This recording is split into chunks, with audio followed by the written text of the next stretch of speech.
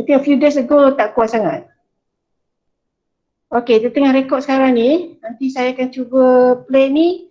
Then saya post kat dalam group lah. Okay. Alright, now. Okay.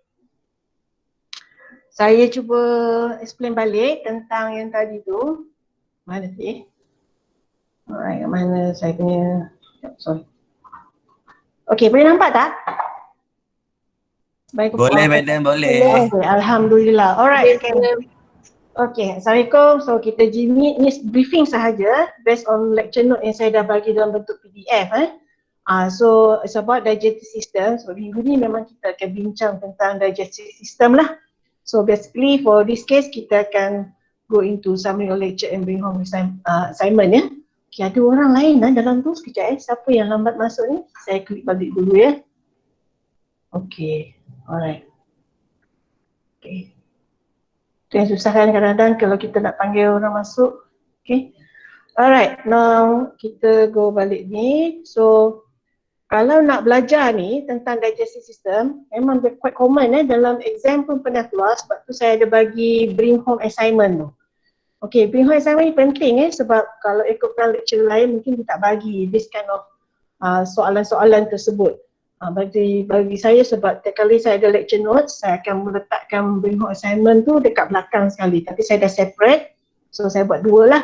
So every time you read this, you tengok balik yang PDF tentang bring home assignment, cuba buat a few question, get familiarized with the question. Kalau tak faham, boleh tanya saya, PM, soalan macam ni, pasal ni ke, nak jawapan macam ni ke, buat Alright. So outline of this lecture for chapter 4 ni tentang digestive system.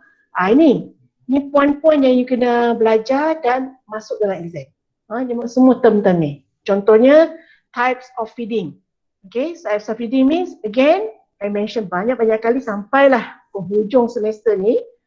Ingat 3 benda, structure, function, process, starting from the most basic to the most complex form of animals So kita akan tengok suspension feeder, fruit feeder, substrate feeder dengan bulk feeder. Feeder ni orangnya yang benda tu yang makan, haiwan yang pemakan tu. Pemakan tu dia ambil cara macam mana, teknik nak makan And then we also going to learn about stages of food processing.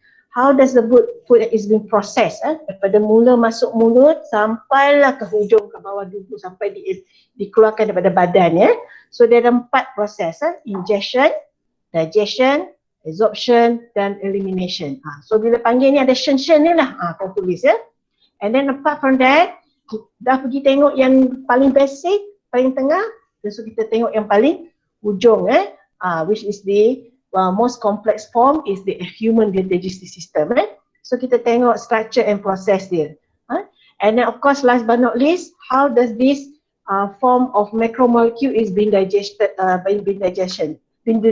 So sebab tu ni related dengan lab eksperimen kita Okay, I rasa ada orang nak masuk so kita bagi ruang dia masuk. Siapa dia? Masuk, jangan nak masuk. Okay, tapi kalau tahun lepas ni, jangan risau, I dah record video ni seperti yang disyadangkan. So semua dapat tahu apa yang nak buat, nak record balik Okay, so saya akan buat balik lagi. Okay, so kita bincang benda ni So, test apa-apa pun, bersangkut paut Bio 270, tengok outline. Now, you nak tengok outline ni, pada tajuk-tajuk lain pun ada.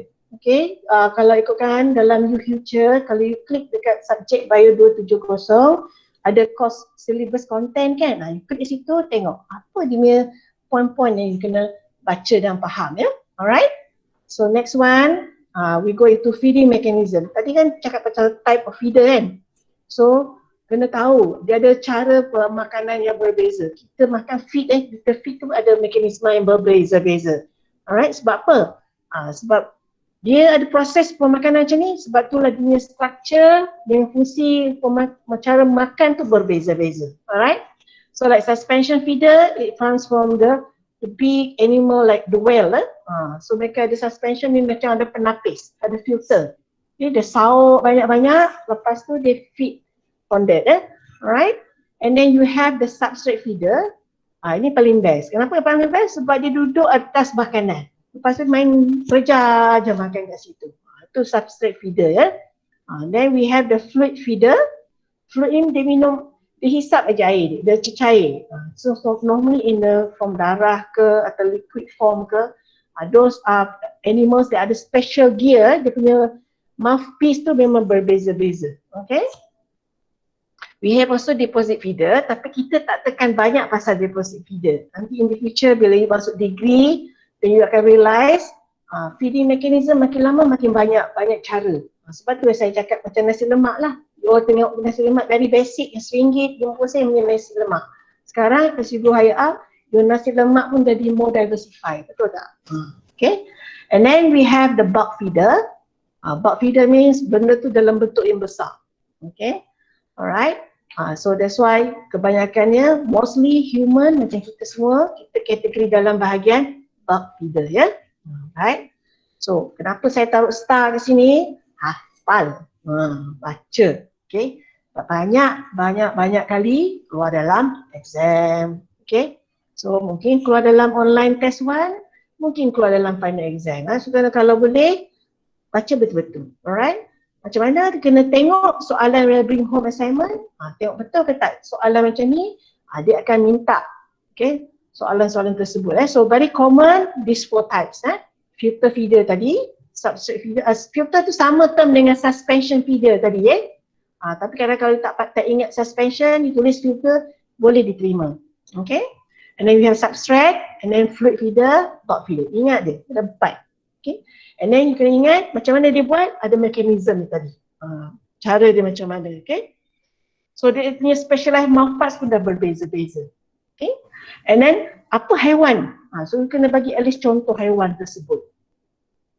Okay, feeder untuk grey whale atau sea squid yang dalam kat batu karang air kat kawasan tu Substrate feeder basically caterpillar atau earthworm.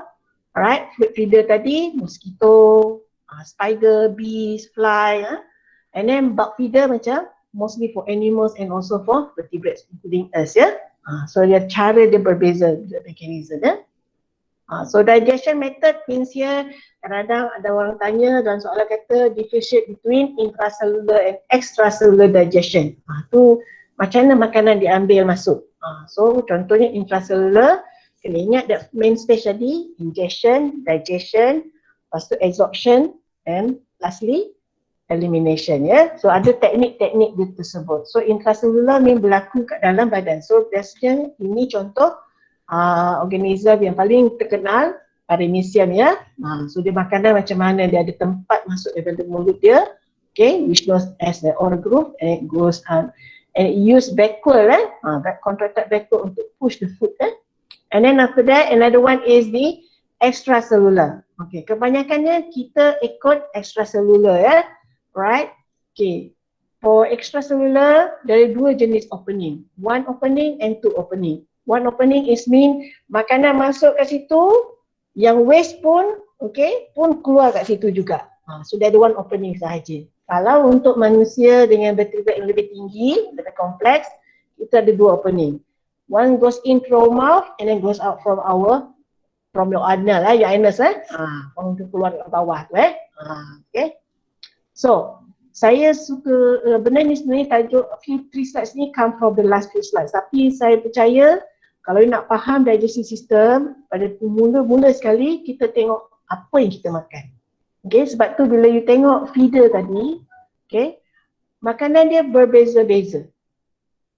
So that's why kadang-kadang kalau macam kita ni, macam you tengok kucing, tapi kesian kucing zaman sekarang tak macam kucing zaman dahulu. Kucing zaman dahulu senang, bila kat sekolah tanya kucing makan apa, kucing makan ikan, betul tak? Tapi sekarang kalau you tanya adik-adik you, tanya kucing makan apa, dia makan cat. Betul. Whiskas. Dia makan biskut. Memang berbeza. So you imagine how the cat has to adapt. Okay. So kalau ikutkan kucing, kategori dia carnivore. Kalau you tengok kucing, you ada kucing tak kat rumah sekarang? Kalau belik-belik ada madam. Kalau you tengok belik-belik muka dia, tengoklah gigi dia. Gigi dia banyak canine. Canine means gigi taring So that's why kena faham ada 4 jenis gigi. Gigi canine, gigi taring. Incisors tu gigi depan tu, alright? And then you have the premolar, gigi geraham dengan macam distraction sikit Apa benda tu? Kalau ada sesiapa yang tengah bercakap tu kena offkan untuk saya ya. Tolong tutup. Supaya tak ganggu yang lain. Alright. So molar ni gigi yang kat belakang sekali. Alright. So kita ni dianugerahkan, dilahirkan ada 4 jenis gigi. Maksudnya apa? Kita boleh makan apa, kita dikategoriskan omnivore. Boleh makan benda yang macam-macam. Okay. So kalau yang haiwan-haiwan lain macam carnivore, okay, disebabkan canine dia lebih structure, lebih besar semua tu, so dia feature dia untuk makan benda yang liat, benda yang berdaging. So orang panggil apa, maging, macam tu Whereas untuk herbivore lain. Herbivore itu gigi dia. Dia ada lubang kat tengah-tengah kan. Itu diastema. And then you have all the molars sahaja. Itu beza dia. Gigi geraham dia lagi banyak. Kenapa? Sebab dia akan chewing dia tugas dia untuk makan benda yang fiber yang tinggi, selulus so that's why when they eat slightly different okay, so that's why for herbivore is different. For us we have both features. We have a bit of our incisor tu, alright, tapi taklah meruncing macam vampire, macam pontianak, tak ada tu sebab saya heran kenapa kalau vampire pun dia nak minum hisap darah bukannya makan daging. So itu yang pelik itu hanya cerita sahaja alright. Okay. So that's why omnivore. So sebab kadang-kadang feature kita penting especially for our digestive system, very much associated with our diet Contoh macam ni. Ada beza antara carnivore dengan herbivore. Kalau herbivore tengok dia punya lingkaran intestin lagi panjang, okay? Compare dengan kita punya carnivore lebih pendek. Sebab tu dia selalu cepat lapar. Sebab tu dia tanya lah kucing you, setiap kali makan dah habis je kejap lagi, nyau nak makan lagi. Sebab dia punya digestive system dia lain, okay? Alright. Kalau herbivore tak, tapi dia akan mengunyahnya sepanjang masa. Macam contoh you tengok lembu ni. You belajar lagi tak masa form 4, form 5? Kan dah belajar ada lembu ada 4 jenis stomak kan. Yes, kalau dia makan rumput masuk dekat nombor 1 kan, lepas tu masuk balik, keluar balik, dia akan muntahkan balik. Okay, muntah balik dia simpan. Sebab tu diastema tu disimpan untuk lumat dan masa proses yang lama. Lepas tu masuk balik lagi. So itu cara dia. So kita punya tak ada begitu keluarkan muntah lepas tu kita makan muntah sendiri. Tak ada tak boleh. Alright. So basically kalau kita nak belajar pasal food processing, kena ingat 4 stages ni. Pernah keluar dalam soalan, selalu orang confuse 4 stage of food processing dengan feeders tadi. So you have to be very careful when you read the question Alright. So stages mean ada shen kat ujung tu tadi. Ingestion, digestion, absorption, elimination. Kena ikut sequence. You tak boleh main terbalik-terbalik macam ingestion dulu, lepas tu terus pergi absorption, lepas tu digestion, lepas tu elimination. So kena tahu. So kalau boleh, you buat senang IDAE. Macam tu lah, bukan idea. So it should be the way around. IDAE, I for ingestion, D for digestion, A for absorption, lastly elimination. Okay, elimination means apa you makan dalam tu, dia kena keluar. Okay, dia tak boleh simpan lama-lama dalam badan. Sebab kalau you simpan benda yang makan dalam badan, kalau tak diproses dengan sebetulnya, itu namanya you dah dapat sembelit. Mulalah toksin semua berlaku dekat muka dan dalam badan itu kena jaga-jaga Alright. So this is how actually in human, okay, time that is used for digestion. So usually kalau kat bahagian mulut, alright, you have 30 seconds you do. So kadang-kadang the best way to eat when you eat something, dia ada julat dia. Paling lama pun 30 seconds. Sebab tu kalau orang nak diet, orang katakan ikut sunnah Nabi kena makan kunyah-kunyah berapa kali? Orang kata kali nak chewing? 40. Sunnah. 44. Ada orang ikut tu kan. So there is the time lah. So nanti you lumatkan. Sebab apa? Kalau belajar dalam lab manual tu samalah.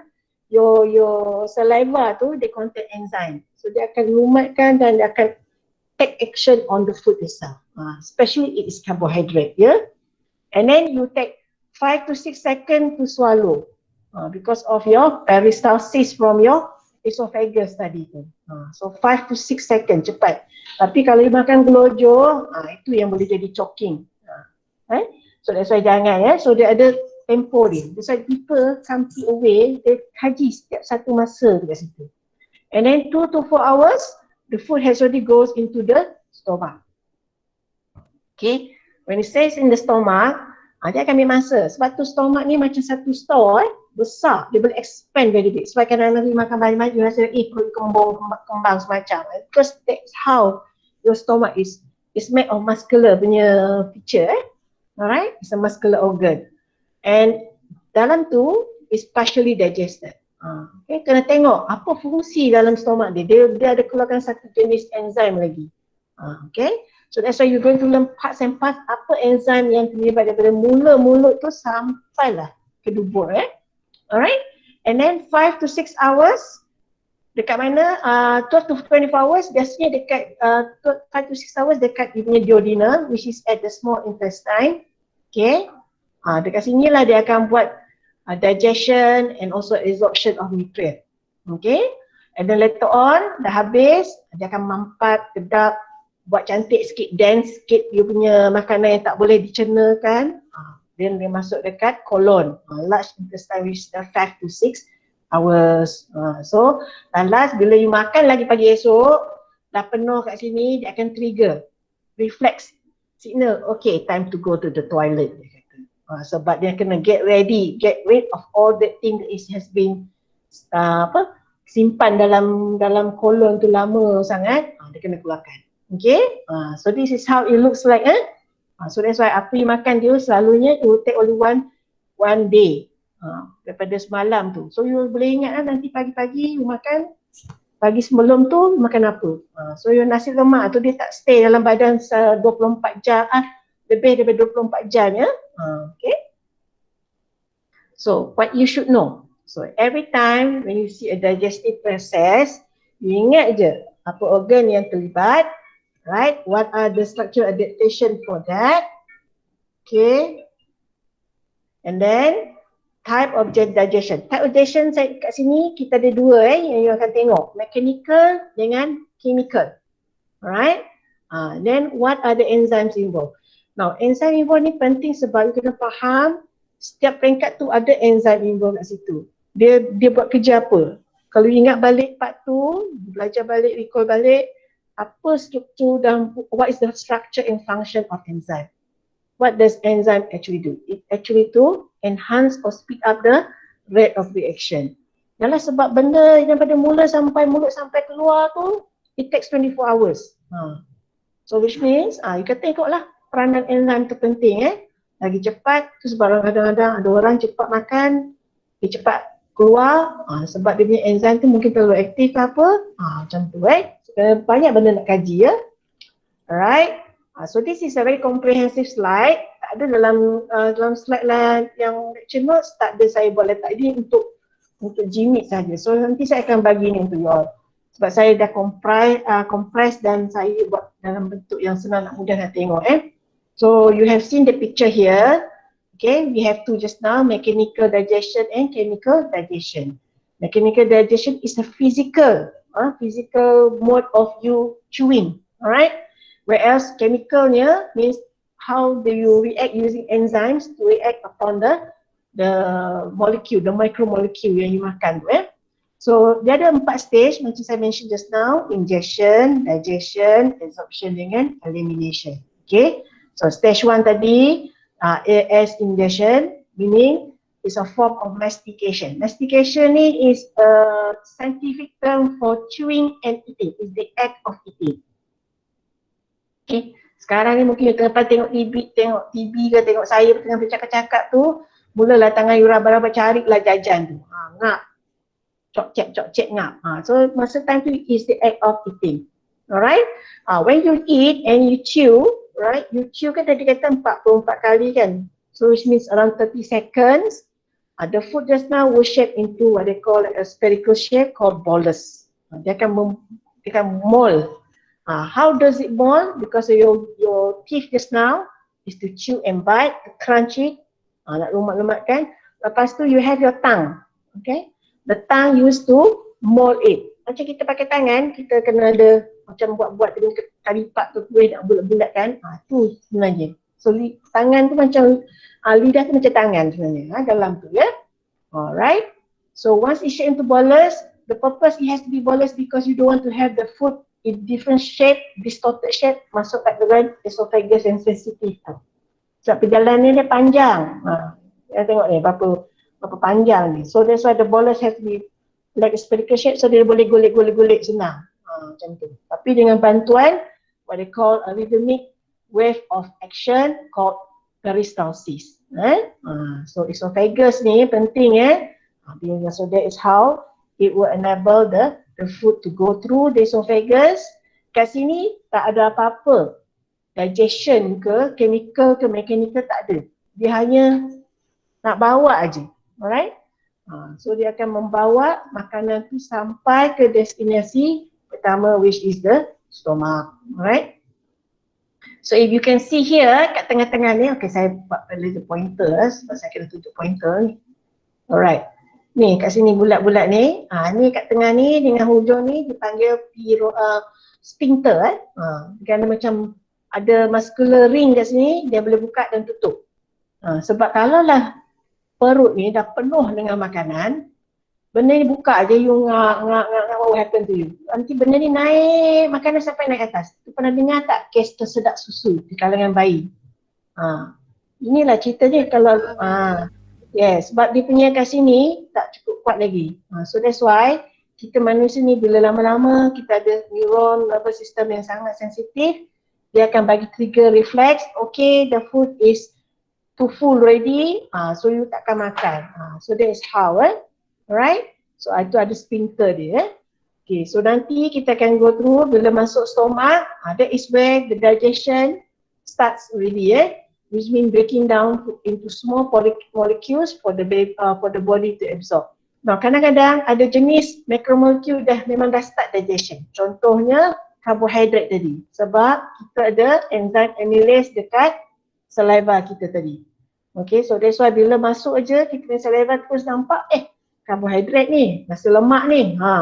Jom kita keluarkan enzim amylase, take action upon the carbohydrate. Kita break down daripada polysaccharide jadi disaccharide jadi monosaccharide. So dia akan masuk sepanjang tu.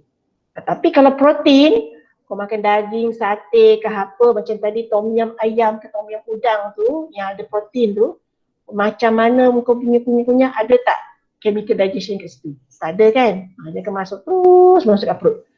Dekat perut baru ada chemical digestion. Sebab apa? Kat perut lah dia khusus untuk protein. Kat situ alright. So kena ingat lah ya. Dekat sini protein ni dia hanya tugas untuk digest protein. Tapi bukan untuk karbohidrat. So macam mana pun kau letak banyak-banyak pun polysaccharide ke monosaccharide situ, there's no absorption takes place. Alright? Okay.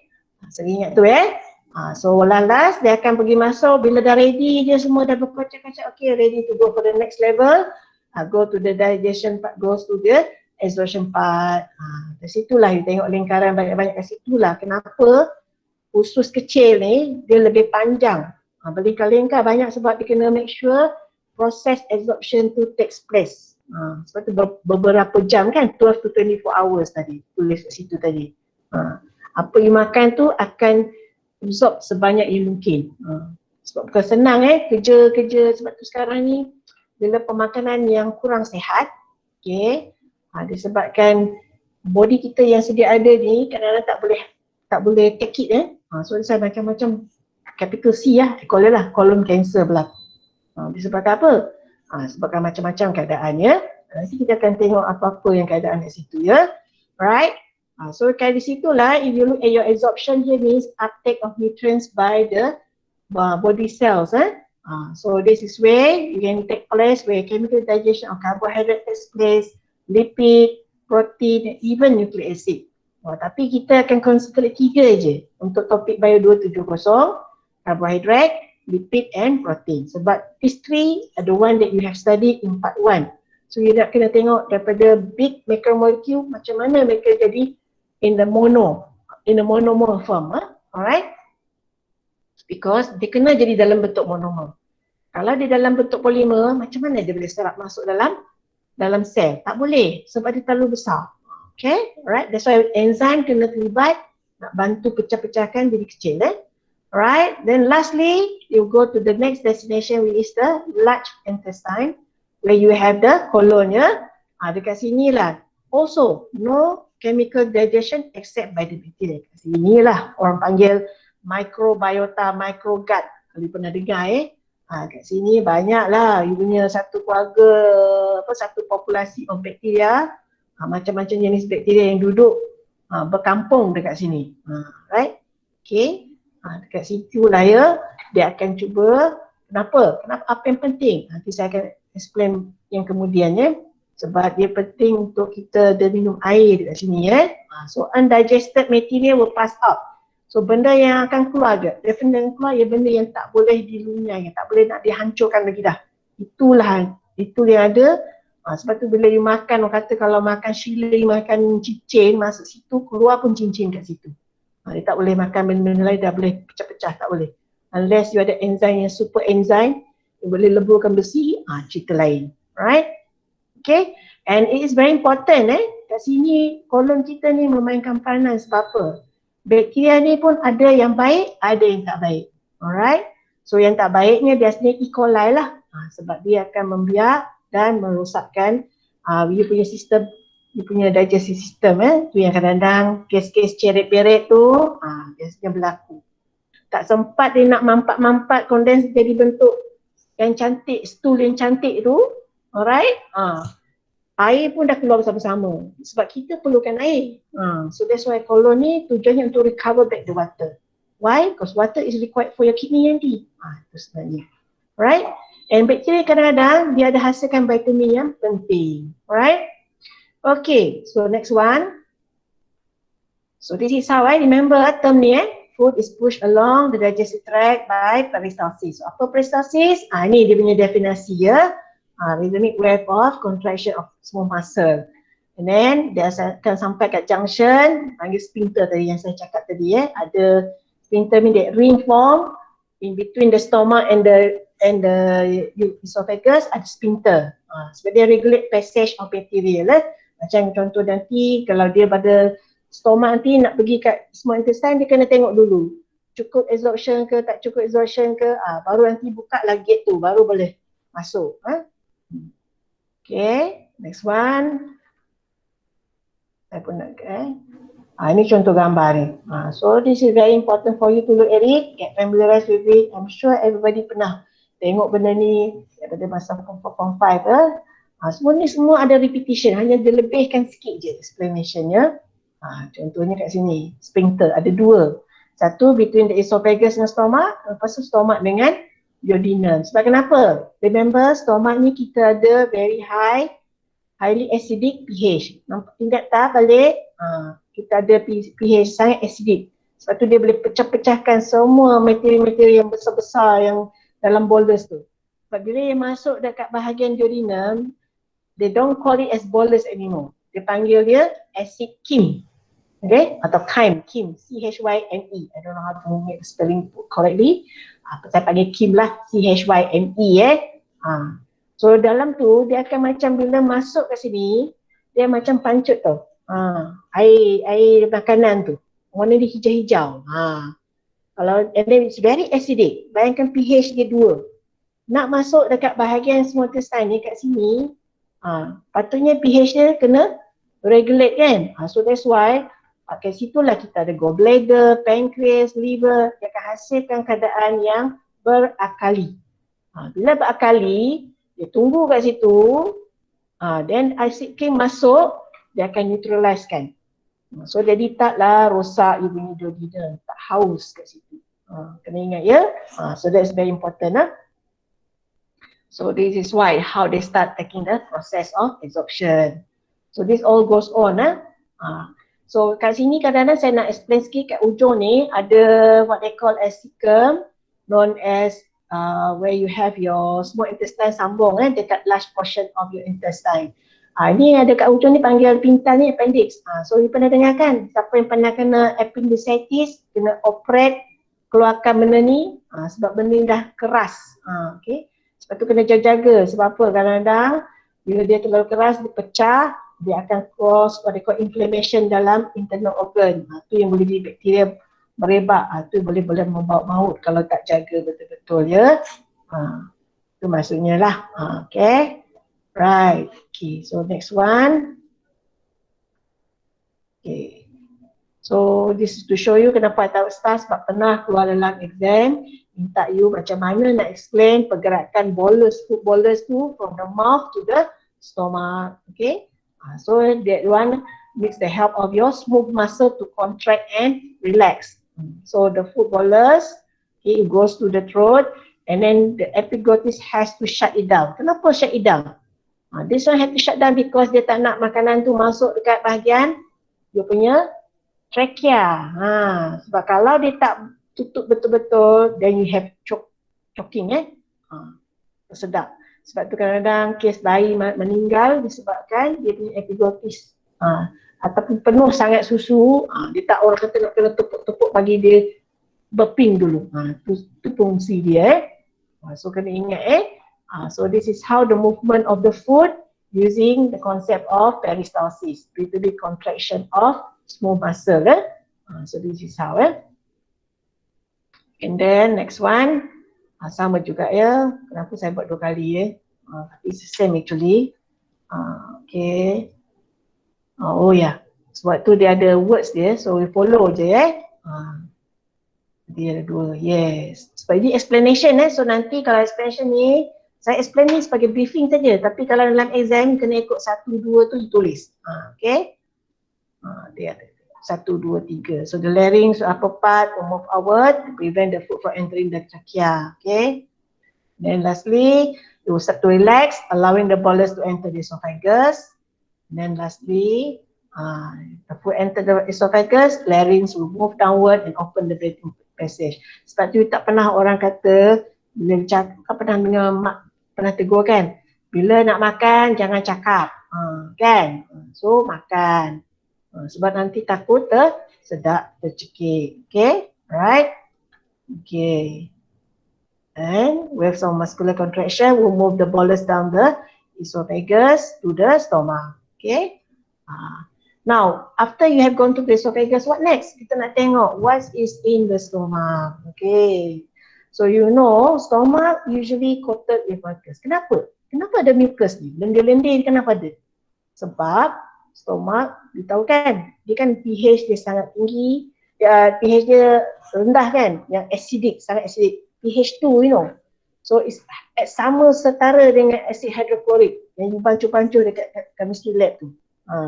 So it can come out what they call known as gastric juice. Okay, so it will come out, it will release that when it is required. Sebab tu kadang-kadang kalau perut dia sakit macam gastric, kata pernah dengan gastric kan, gastric pain. It's because why? Because of the gastric juice ni terlalu banyak. Bila dia terlalu banyak, dia boleh buat macam kata tempat tu jadi haus. And then because of the mucus mungkin kurang. So you have to be very careful. Sebab tu orang kata makan gas apa benda yang ubat yang macam selalu kata untuk kurangkan sakit gastrik tu lah. Okay, and if you look carefully on the surface of the stomach kan, memang dia berlubang-lubang kat situ. Sebab apa? Kat situlah dia akan keluarkan. Macam satu hot spring dia akan burst, dia keluar dia punya macam jus tu. Pancut macam tu. Alright. So dalam tu kena ingat ada beberapa benda yang kena ingat. Pepsinogen, then ada juga acid hydrochloric. So dia akan secrete together. Why? Because acid hydrochloric penting untuk what? Sebab dia akan convert this pepsinogen tadi jadi pepsin. So pepsin ni lah yang penting. So pepsin ni tujuan apa? It's a type of enzyme to digest anything that is made out of protein. So daripada protein dia akan digested jadi smaller form of what they call as dipeptide, right? Minyak ni kan dipeptide. Pasal dipeptide jadi amino acid, betul tak? Okay. So kena ingat sel apa yang release this pepsinogen dengan acid hydrochloric So kalau kita tengok kat sini, mucus cell dah straightforward lah. Dia memang secrete mucus, tujuan untuk lubrication dan untuk protect the lining. Okay. Chief cell, dia nama chief cell ni, warna pink color ni, dia akan release what they call as the pepsinogen tadi. And then parietal cell, dia akan yang kuning-kuning ni, dia akan release hydrochloric acid. Okay. So kena tengok gambar ni, faham. Ni semua dia belajar masa form 5 kan? Sama lah tu. Okay. Now, I just want to tell you one more thing. Gastric pit ni yang lubang tadi kita nampak tu is gastric pit lah. Ada lubang-lubang ya kadang-kadang. And how gastric ulcer boleh berlaku because it's lesion. Lesion means macam luka luka dalam lining of your stomach tadi. And this happens why? Because of one important bacterium called Helicobacter pylori, H. pylori. Kalau pernah dengar term-term ni, berjaga-jaga. Sebab this bacteria ni, apa dia buat? Dia suka sangat mucus. Mucus you yang tadi yang banyak-banyak dekat surface of your stomach kali kan? Tujuannya untuk make sure tak ada acidic yang hauskan dia punya surface lining tu. Itu peranan mucus. Tapi because bila bakteria tu dah masuk dalam perut, dia duduk diam-diam, dia tak nak keluar. Dia akan makan habis semuanya mucus kat situ. Bila makan habis kat situ, bila you punya terdedah sel tu, dah tak ada mucus yang lining kat situ, mulalah all those pH acid yang terpancut keluar tu akan apa? What happen to your kulit kalau you kena acid? Pedih kan? Melempung. Melempung. Itu bahaya And now people dah buat kajian tu. Bakteria ni boleh cause capital C. Capital C yang cancer. So itu jaga-jaga baik-baik. Jangan you kena tiba-tiba doktor cakap, dia tengok, dia kata kadang-kadang bila dah banyak sangat kali kena dapat gastrik, for no reason ke apa-apa, dia akan check buat scanning. Macam mana dia buat scanning? Dia pakai probe, endoskop. Pernah dengar kan? Endoskop ni macam satu wire, dalam tu ada lampu dengan kamera, dia masuk kat mulut. So bayangkan dia akan masuk mulut, masuklah sepanjang-panjangnya sampai dia dekat perut. Then siapa yang jadi doktor yang akan tengok, ada monitor, siap tengok. Kiri kanan dia buat dia punya probe dia boleh tengok kamera. What happen? So kalau terdampak jumpa bakteria tu, get ready lah. Tapi kita nasib baik sebab apa? Sebab bakteria menggunakan ubat apa? Antibiotik kan? Untuk treat the bacteria. Tapi this one, so far because they can change can mutate everything. Bacteria kan boleh mutate, so kena jaga-jaga ya. So kalau you ada kena case gastrik, siapa ada gastrik, jangan ambil ringan. Kena check betul-betul ya. Okay. Alright. Okay, inilah gambarnya sebab dia suka mucus. Okay, makanan dia adalah mucus tu sebenarnya. Tu yang susah tu. Right. Kalau dah habis kat perut tu tadi, dia akan lunyai kan, sebab pH 2 akan digested the protein, especially protein yang besar-besar tu, dia akan hancurkan jadi dipeptide. Yang karbohidrat tu masih dengan keadaan polysaccharide ataupun dalam bentuk dia punya disaccharide, dia tak affected by the pH tu, tapi dia together je. Bila dia keluar daripada perut masuk ke dalam intestine, which is the small intestine, imagine. Daripada acid tu, dia kena masuk kat sini, mulalah dia dalam kena keluarkan what they call as intestinal juice. Daripada situlah kena make sure it must be alkaline. So amylase, dia boleh keluarkan pH 7 which neutral from the saliva tadi, dia boleh react upon starch, okay, convert the carbohydrate tu jadi maltose, okay. What else? Protease, digunakan stomach tadi, pepsin, dipotong-potongkan polypeptide dia pendek-pendek, and then lipase, bukan lipas daripada rumah tu lipase pula from the pancreas, okay. Dia akan pecah-pecahkan lipid tu jadi glycerol plus fatty acid. Sebab tu you kena recall balik tawan ya, Usually kat situ semuanya slightly alkaline. Alright? So this is how it works. Kalau nak baca lebih ada dalam PDF note saya tu lagi detail. Tapi ni saya bagi tunjuk gambar je.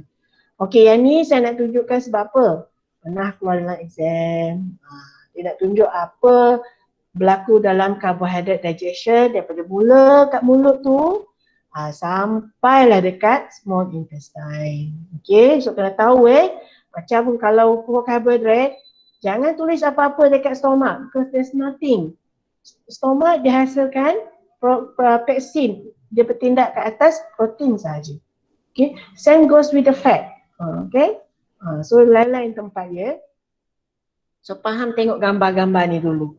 Kalau tak faham nanti boleh tanya. Okay, alright. So basically yang selalu keluar masuk dalam exam, carbohydrate digestion, okay, and fat digestion. Alright. Protein pun dah pernah keluar sekejap, tapi you kena tengok apa enzim yang involved untuk break this thing down. Okay, dia ni dekat mana ya?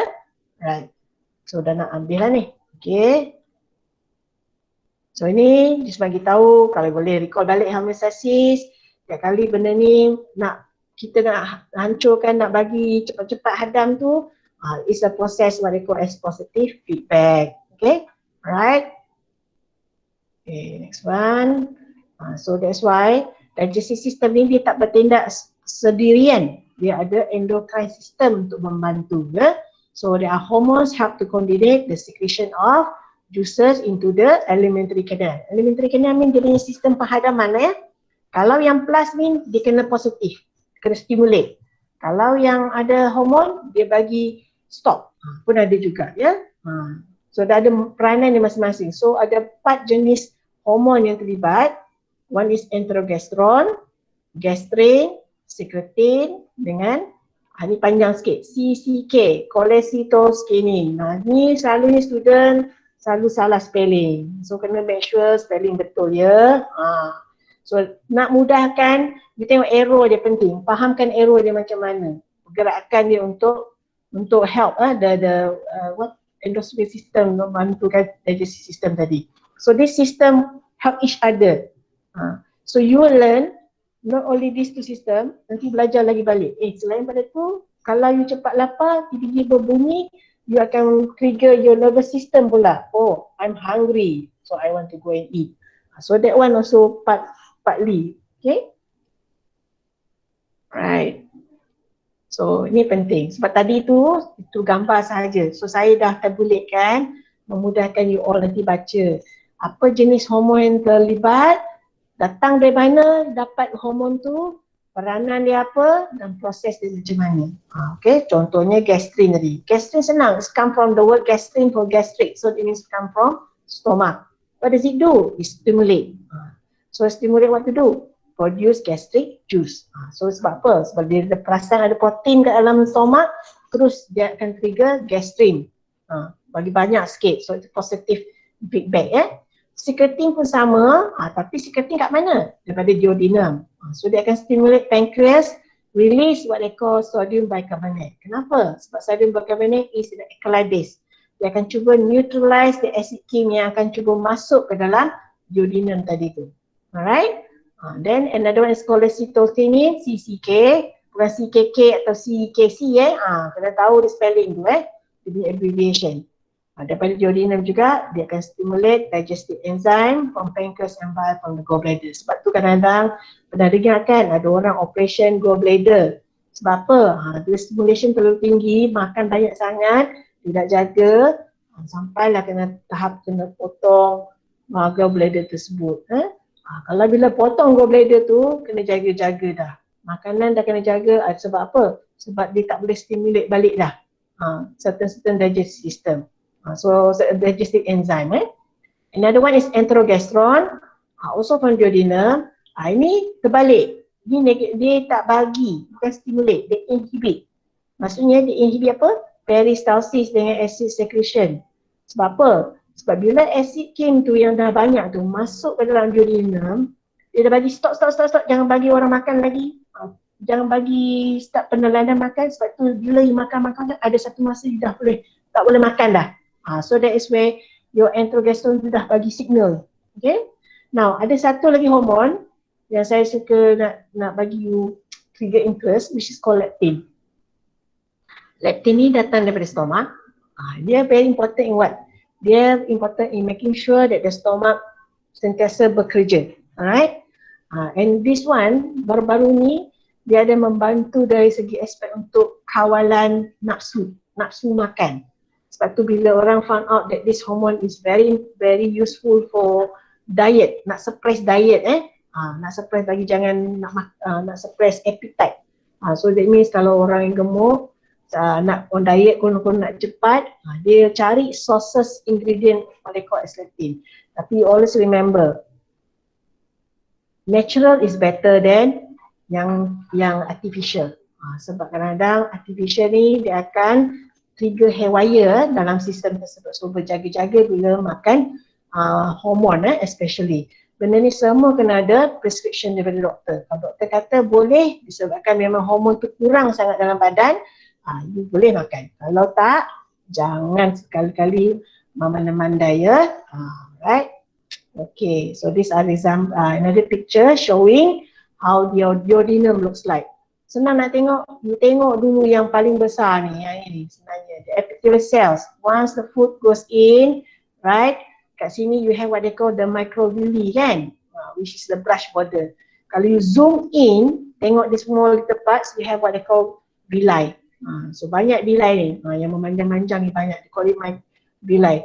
Daripada villi ni pula, you are looking at villus, satu villus ni. Okay, so what is satu villus? Bila potong keratan dia, tengok rupanya dia ada leptin. So leptin memainkan peran untuk taking in fats. Okay, and also you can see berlingkarannya, blood capillary. Sebab tu bila tahu blood capillary, you ingat balik yang adaptation of the cell. Dia kena nipis, dah banyak. So last surface area untuk apa? Untuk absorption. Okay, kena faham tu konsep tu. Alright. So lastly we go to colon. Inilah rupa colon you bila dah buat imaging cantik kan. So large intestine ataupun colon bukan colon yang perfume tu bye-bye bila tulis spelling Alright. So what is the function of colon here is to recover water.